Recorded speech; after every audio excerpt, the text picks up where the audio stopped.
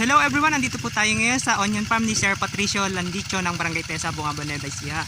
Bali, ayan, nagda-direct seeding po sila gamit yung direct seeder. Tatanungin natin kung ano yung ginamit na buto.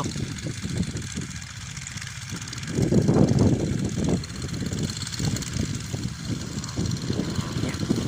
Konting lakad na lang, andito na yung nagda-direct seeder.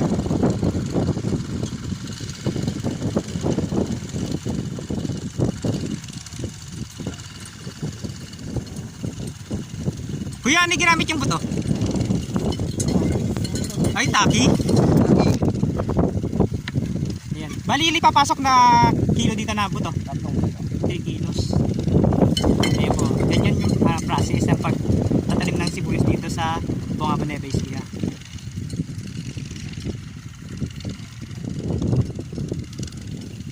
Bali, yung ibang nagtatrabaho dito sa bukid, nauna nang nagplat ng sibuyas. Kumbaga, yung nagda-direct seeder na lang yung naiiwan kasi mas nauunang nangyayari yung nagpa-plat. Tapos sa gawing gilid, yun yung pinapatag ulit ng hand tractor para pag dinaanan ng nagpa-plat, mas patag tapos mas mabilis ayusin or mas mabilis lagyan ng pinaka line kasi ano na siya, wala na siyang mga nakasagabal na damo, tapos yung mga bato na i-release na din, tapos ready to na talaga i-plat.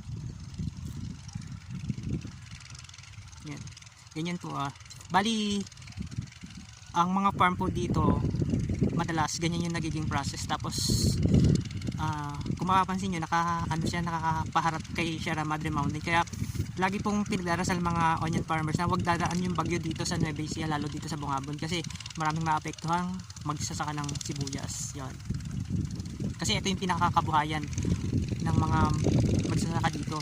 Yung iba nagtatanim din ng palay, tapos ibang gulay. Kaya lang, pag ganito talagang season, puro sibuyas. Kaya tinawag ang Bungabon na onion capital of the Philippines. Kasi halos lahat ng bukid, puro sibuyas ang tanim.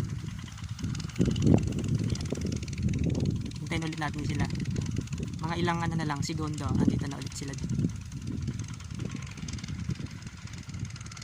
Yan. Kaya yung ibang ibang onion farmer sa ibang lugar, pwede na rin sila magkaroon ng idea dito kasi nakikita yung process, tapos yung kung paano yung plat, kung paano itanim.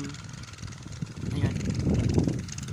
Ang na lang, yung kung paano palakihin yung sibuyas, yun medyo mahirap lang din, lalo kung hindi naman expert yung magtatanim. Kailangan talaga nag-aaral din ng agriculture or magtatanong sa mga nakakaalam, halimbawa dito sa mga magsasaka dito sa Bungabon. Yun, kung meron namang open na nagsasuggest, pwede na nilang pakinggan.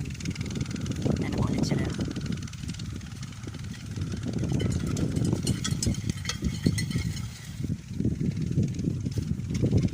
Ayan yung direct seeder. Mabilis lang din naman nangyari pag ganyan, lalo kung may kasalitan.